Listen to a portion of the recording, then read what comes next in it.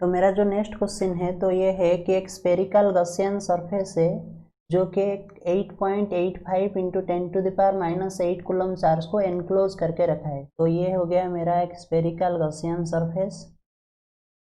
तो इसके अंदर कुछ चार्ज है और उस चार्ज का वैल्यू 8.85 इंटू 10⁻⁻8 कूलम है। और हमें क्या पूछा गया है, हमें पूछा गया है कि calculate the electric flux passing through the surface. तो सिंपल सा है, यहाँ पर हम गॉस थ्योरम अप्लाई कर सकते हैं क्योंकि ये जो चार्ज है ये कम्प्लीटली एनक्लोज है स्फेरिकल गॉसियन सरफेस के वजह से। तो फ्लक्स मेरा जो हुआ, फ्लक्स हो गया Q/ε0 और Q का वैल्यू है 8.85 इंटू 10⁻⁻8 और ε0 का वैल्यू है 8.85 इंटू 10⁻12। तो ये कैंसिल हो गया और ये होगा 10⁴। इलेक्ट्रिक फ्लक्स का यूनिट क्या है, newton metre square term inverse. तो नेक्स्ट जो क्वेश्चन है यहाँ पर है कि if the radius of the Gaussian surface is doubled how would the flux change. अगर इस गॉसियन सरफेस का रेडियस डबल हो गया, ये हो गया इस गॉसियन सरफेस का रेडियस डबल हो गया, तो फ्लक्स कितना चेंज होगा। तो फ्लक्स कुछ भी नहीं चेंज होगा क्योंकि अगर इसका रेडियस डबल हो गया, अभी भी इस गॉसियन सरफेस के अंदर वही चार्ज प्लेस है और यहाँ इस केस में अगर मैं फ्लक्स निकालूं तो वही फार्मूला आएगा Q/ε, जहाँ पर Q के जगह 8.85 इंटू 10⁻⁻8 ही आएगा।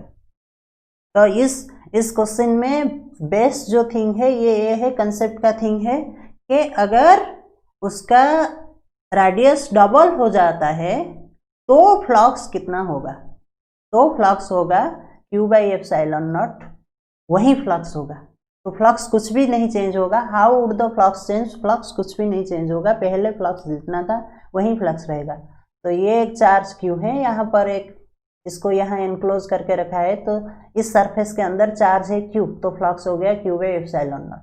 अगर मैं एक बड़ा वाला सरफेस लूँ इसके ऊपर, इस सरफेस में भी फ्लक्स वही होगा Q/ε0, और एक बड़ा वाला सरफेस लूँ यहाँ के ऊपर, तो यही सरफेस में थर्ड नंबर के सरफेस में भी फ्लक्स वही होगा Q/ε0। फ्लक्स कुछ भी चेंज नहीं होगा। A cylinder is placed in a uniform electric field E with its axis parallel to the field so that the total electric flux through the surface is 0। तो मेरा जो ये क्वेश्चन है, यहाँ पर एक सिलेंडर दिया गया है,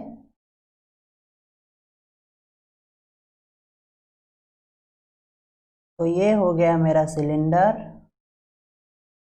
चलो मान लो कि मैं ले जाता हूँ इस सिलेंडर का लेंथ जो है, इस सिलेंडर का लेंथ में ले जाता हूँ L,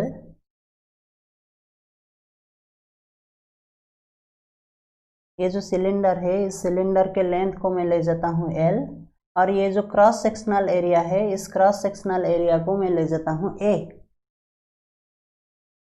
तो नेक्स्ट क्या दिया गया है कि cylinder is placed in a uniform electric field with its axis parallel to the field. तो यहाँ पर एक यूनिफॉर्म फील्ड है, यहाँ पर एक यूनिफॉर्म फील्ड है, और ये जो यूनिफॉर्म फील्ड है ये फील्ड का value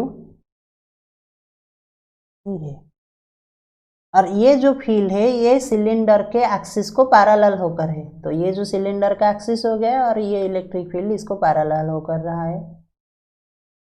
so that the total electric flux to the surface is 0। तो हमें दिखाना है कि जो ये इलेक्ट्रिक फील्ड के वजह से इस सिलेंडर के सारे सरफेस में थ्रू आउट द सिलेंडर 0, तो फ्लक्स हो जाएगा 0।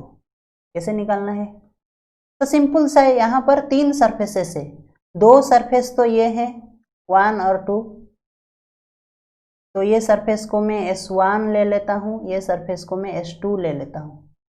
ये जो फ्लैट सरफेस है, दोनों साइड में 2 फ्लैट सरफेस है, और एक सरफेस है कर्व्ड सरफेस। ये जो सरफेस है ये है कर्व्ड सरफेस, और इस सरफेस को मैं S3 ले लेता हूँ।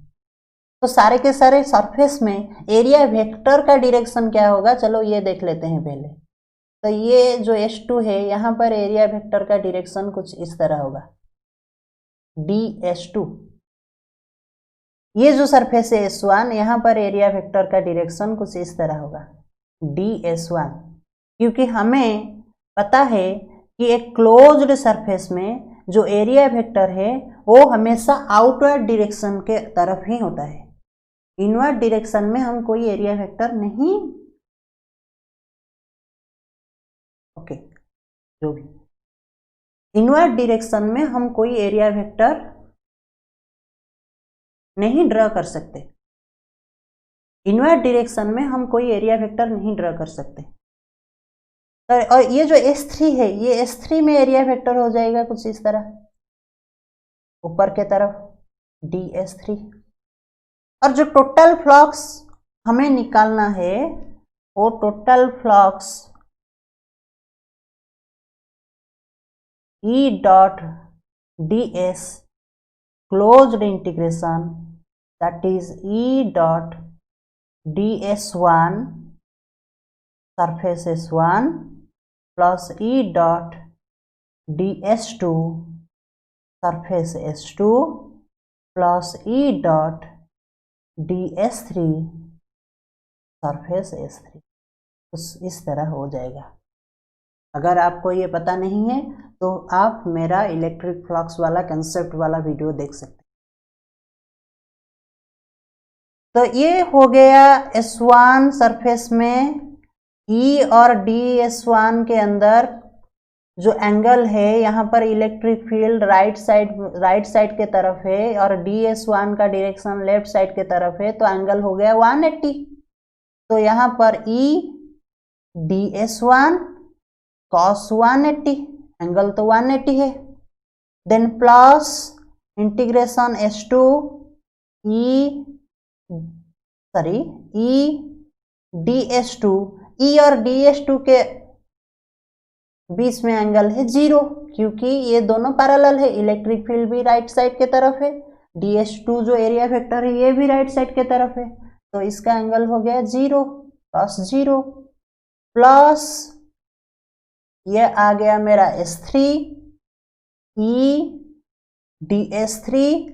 इलेक्ट्रिक फील्ड और DS3 के अंदर जो एंगल है वो है 90 डिग्री, क्योंकि इलेक्ट्रिक फील्ड राइट साइड के तरफ है और मेरा ये ऊपर के तरफ है, तो ये जो एंगल है इलेक्ट्रिक फील्ड और DS3 एरिया वेक्टर के अंदर वो है 90 डिग्री। तो यहाँ पर मैं लिख सकता हूँ cos 90। तो cos 90 का वैल्यू हो गया 0, तो ये तो कंप्लीटली डिस्कार्ड हो गया। cos 0 का वैल्यू हो गया 1, cos 180 का वैल्यू हो गया -1।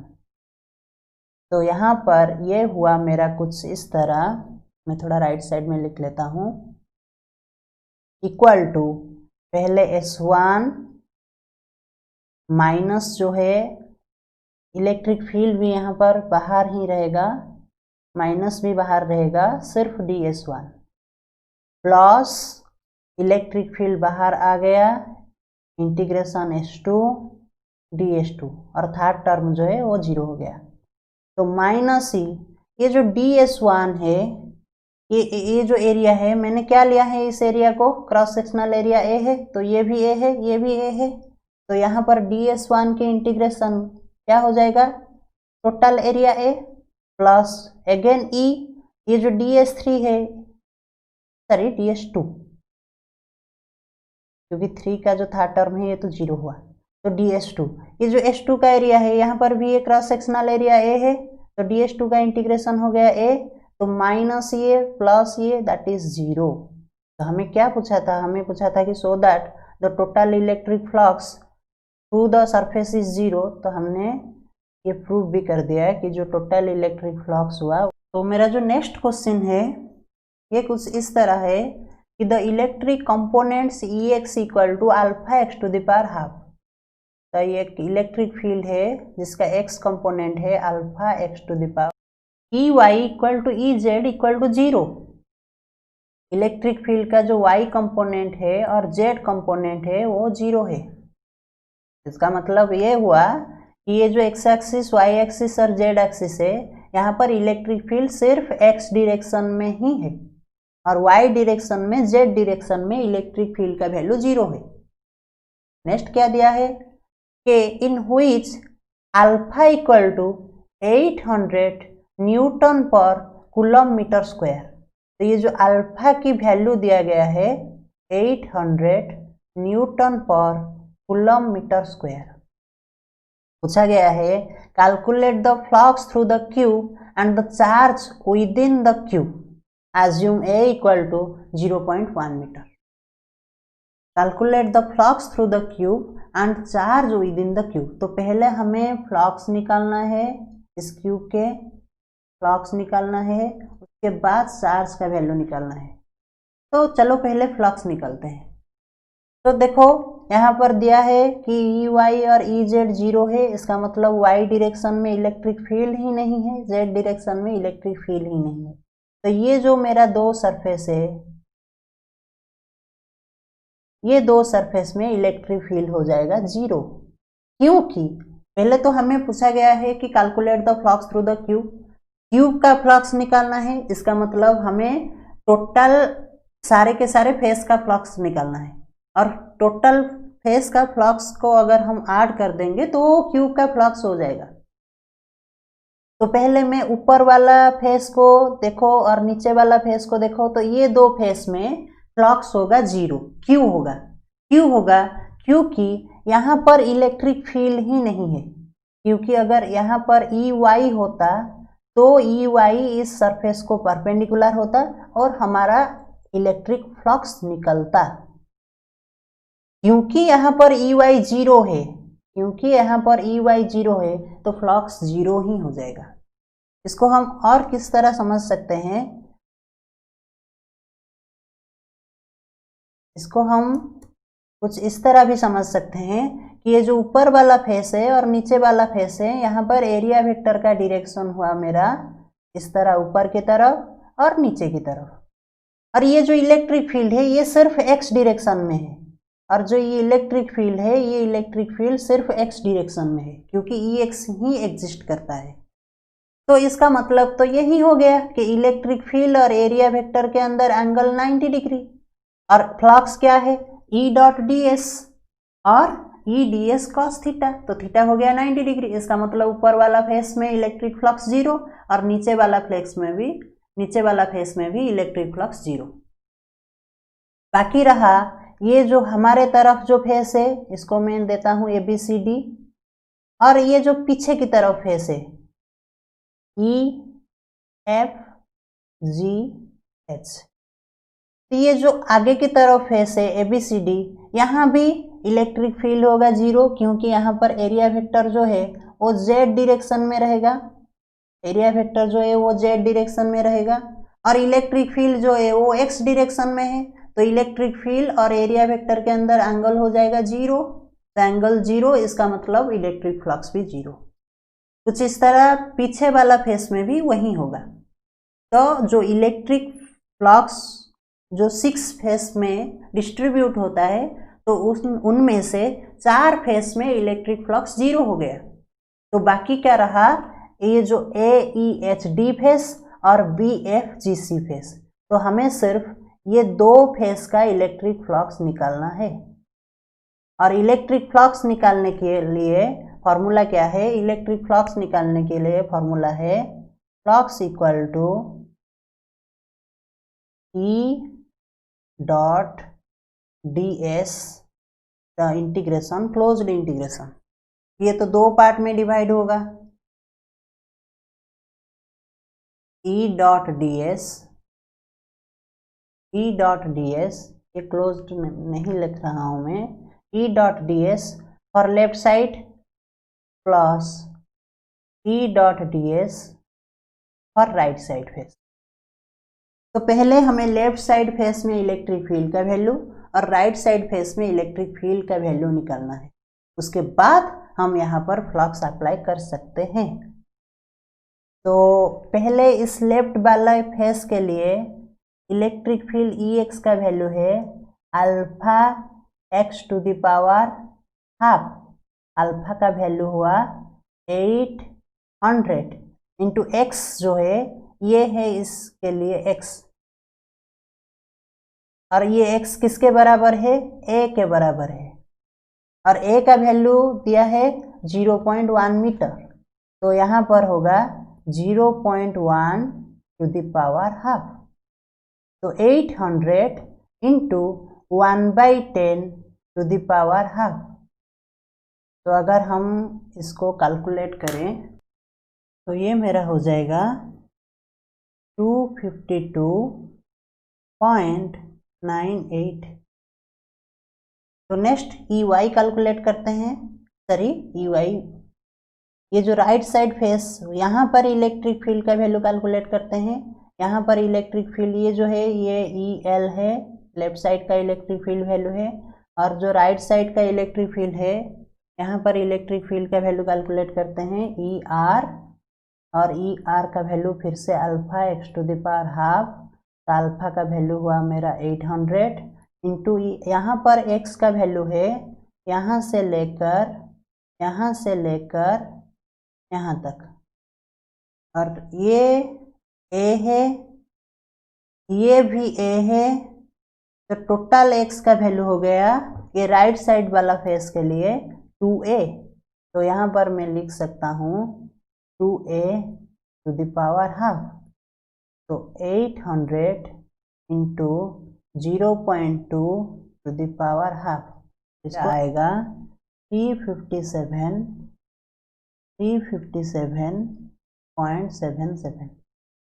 तो अब मैं यहाँ पर फ्लक्स आराम से कैलकुलेट कर सकता हूँ। तो ये जो मेरा E.ds है लेफ्ट साइड के लिए, तो ये होगा लेफ्ट E.ds cos 180। क्यों? क्योंकि लेफ्ट साइड में जो एरिया वेक्टर है वो एरिया वेक्टर लेफ्ट के तरफ होगा और इलेक्ट्रिक फील्ड राइट के तरफ है, तो एंगल हो गया 180। प्लस राइट साइड के लिए E.ds होगा E.ds cos 0, तो एंगल होगा 0, क्योंकि राइट साइड फेस के लिए एरिया वेक्टर कुछ इस तरह होगा।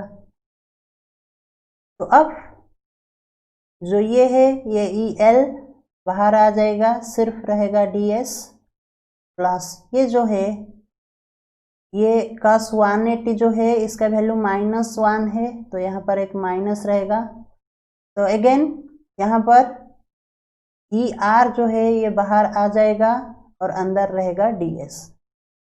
ये जो एरिया है ये एरिया है A स्क्वायर, क्योंकि क्यूब के साइड है A, तो एरिया हो गया A स्क्वायर। तो यहाँ पर एरिया हो गया -EL A स्क्वायर, प्लस यहाँ पर एरिया हो गया ER A स्क्वायर। तो अगर मैं A स्क्वायर को कॉमन ले लूँ तो यहाँ हो जाता है ER -EL।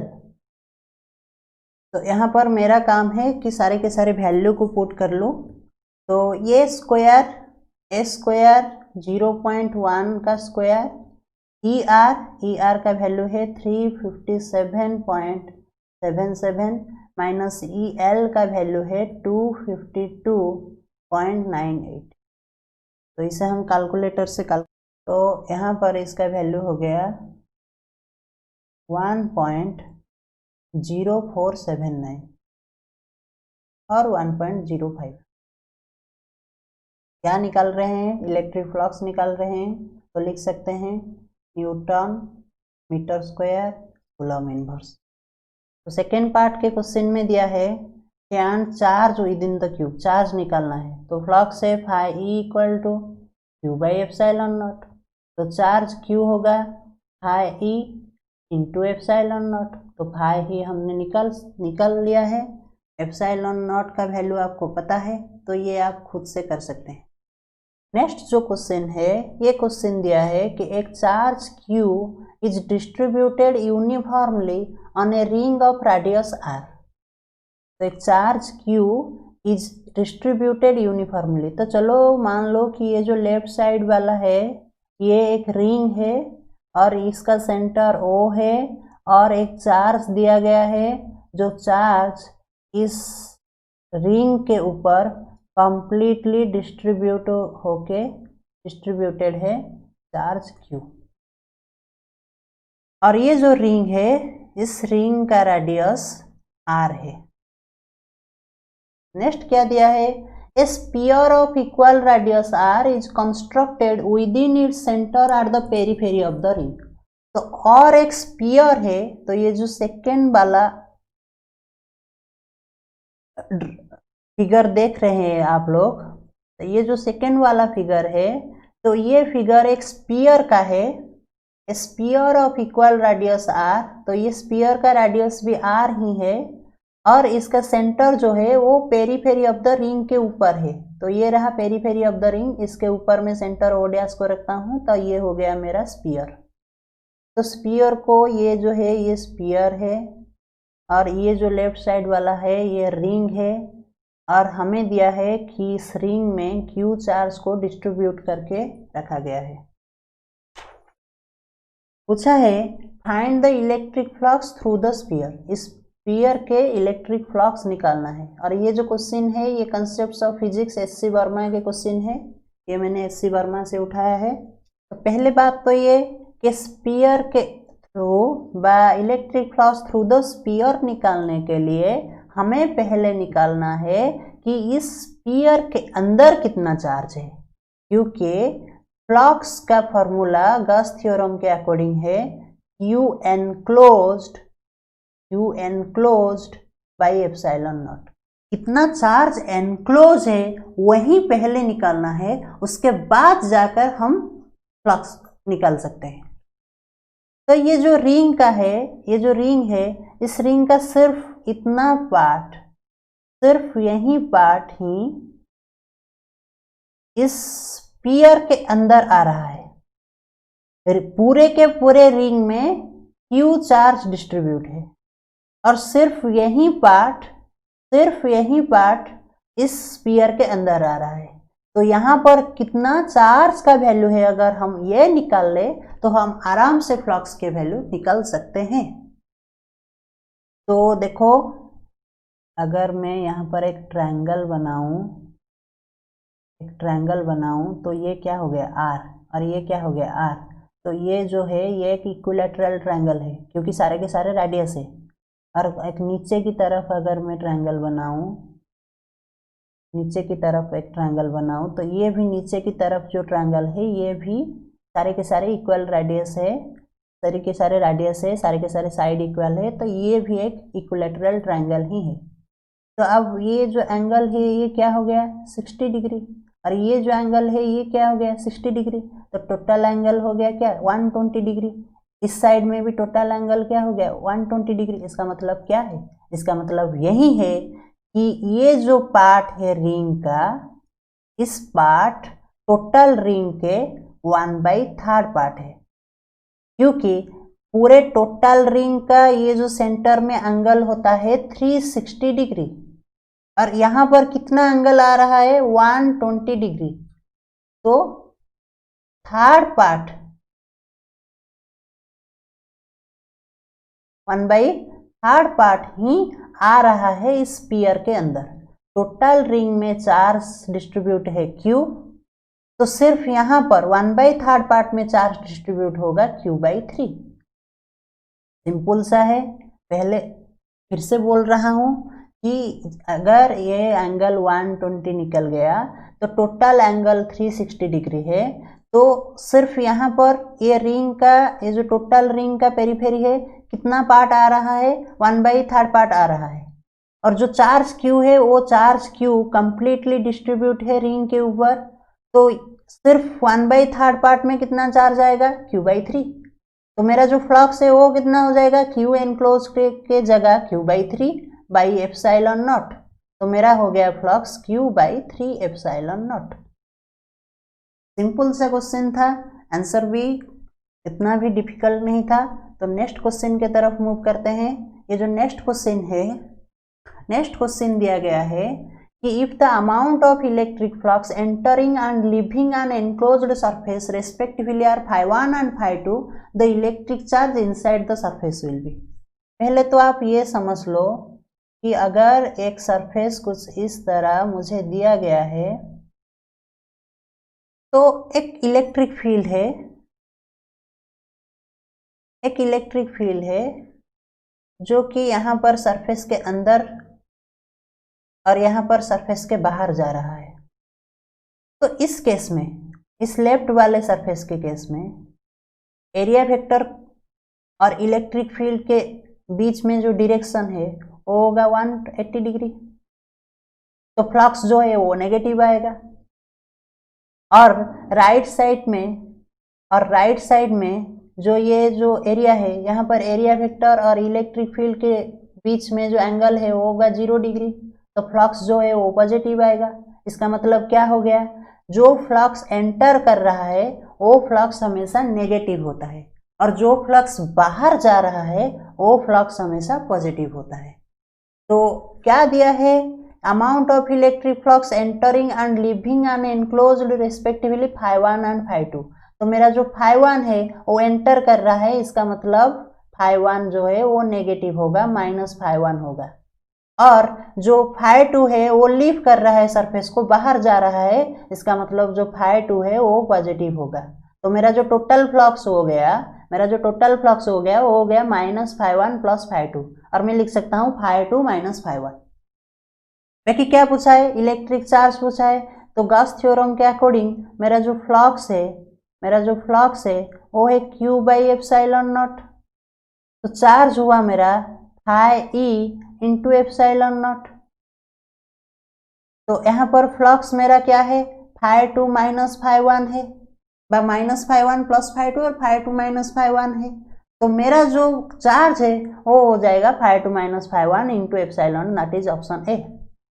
और ये जो क्वेश्चन है ये AIEEE 2003 में पूछा गया था। नेक्स्ट क्वेश्चन के तरफ चलते हैं। नेक्स्ट क्वेश्चन जो है दिया गया है कि hollow cylinder has a charge q coulomb within it if phi is the electric flux in the unit of voltmeter associated with the closed surface B, the flux linked with the plane surface A in the unit of voltmeter will be। तो हमें दिया है कि एक hello cylinder है, और ये जो हलो सिलेंडर है, इस हलो सिलेंडर के अंदर, मतलब चलो मान लो यहाँ पर Q कूलम के एक चार्ज प्लेस है, और जो फ्लक्स फाई है वो flux in the unit of volt metre associated with the close surface B. सिर्फ इस बी सरफेस में ये क्लोज्ड सरफेस में जो फ्लक्स है वो फ्लक्स का वैल्यू फाई है, और हमें पूछा है कि सरफेस ए में फ्लक्स का वैल्यू क्या होगा। तो ये जो Q है, ये जो Q चार्ज इस सिलेंडर के अंदर प्लेस किया गया है, इस Q चार्ज के वजह से टोटल फ्लक्स हो जाएगा Q/ε0। पहले बात तो ये है कि ये जो Q चार्ज है, इस Q चार्ज के वजह से टोटल फ्लक्स मेरा जो हो जाएगा वो हो जाएगा Q/ε0 according to Gauss theorem. तो इसमें 3 सरफेसेस है, और 3 सरफेसेस के बीच में ये जो कर्व्ड सरफेस है, इस कर्व्ड सरफेस का फ्लक्स मुझे दे दिया है, दैट इज फाई। अगर ये कर्व्ड सरफेस का फ्लक्स फाई हो गया तो बाकी का ये जो फ्लक्स क्या हो जाएगा, हो जाएगा Q/ε0 - फाई। तो अब इस C सरफेस में और A सरफेस का फ्लक्स जुड़कर, मतलब ऐड होकर, टोटल ये C और A का फ्लक्स हुआ Q/ε0 - फाई।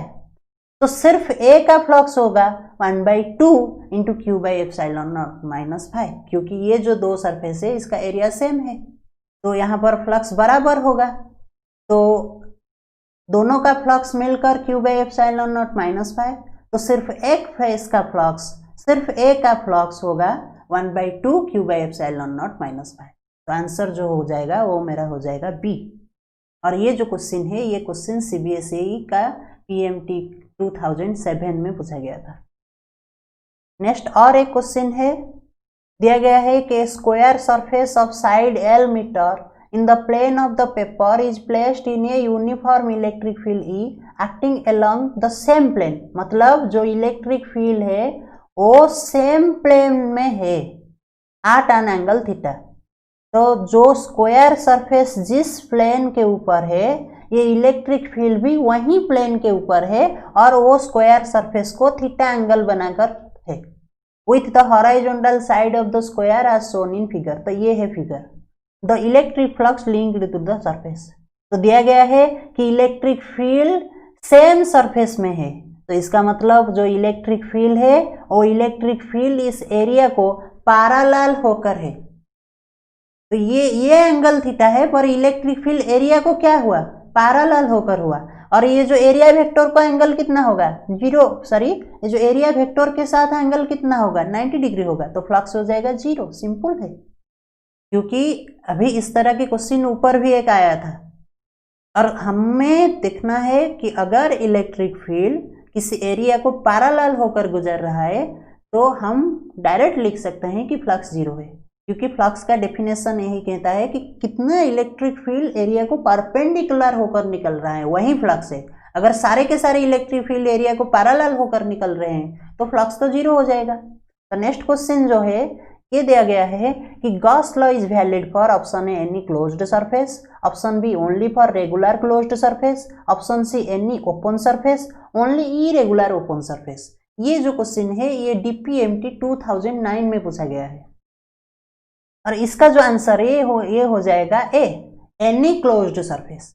क्योंकि जो क्लोज्ड सरफेस है वो रेगुलर होगा, इरेगुलर होगा ऐसा कुछ नहीं है। वो रेगुलर क्लोज सरफेस हो सकता है, एक स्फीयर हो सकता है, एक स्क्वायर हो सकता है, एक क्यूब हो सकता है, एक पैरेललोपिपेड हो सकता है, रेगुलर क्लोज सरफेस हो सकता है, और इरेगुलर क्लोज सरफेस भी हो सकता है। तो एनी क्लोज्ड सरफेस के लिए गॉस लॉ वैलिड है। नेक्स्ट क्वेश्चन है कि charge Q is uniformly distributed over a rod of length L. Consider a hypothetical cube of edge L with the center, यहाँ पर सेंटर मैंने लिखा था, कुछ गलती हो गया है। तो एक charge Q is uniformly distributed over a length L, rod of length L, and consider a hypothetical cube of edge L with the center of the cube at the one end of the rod. Find the minimum possible flux of the electric field through the entire surface of the cube. तो total surface cube के लिए हमें flux निकालना है। और ये जो question है ये question concepts of physics SC Verma का है। तो ये क्वेश्चन मैंने concepts of physics SC Verma के एक्सरसाइज से उठाया है। ये शायद एक्सरसाइज के नंबर 7 और नंबर 8 है, मुझे ठीक से याद नहीं कितने नंबर में था, पर ये concepts of physics SC Verma का क्वेश्चन है। और ये जो वीडियो है ये थोड़ा लंबा हो गया है, तो इस जो क्वेश्चन का सॉल्यूशन हम इसके अगले वाले वीडियो में पार्ट 2 में करेंगे। तो thank you for this lecture, see you in the next one.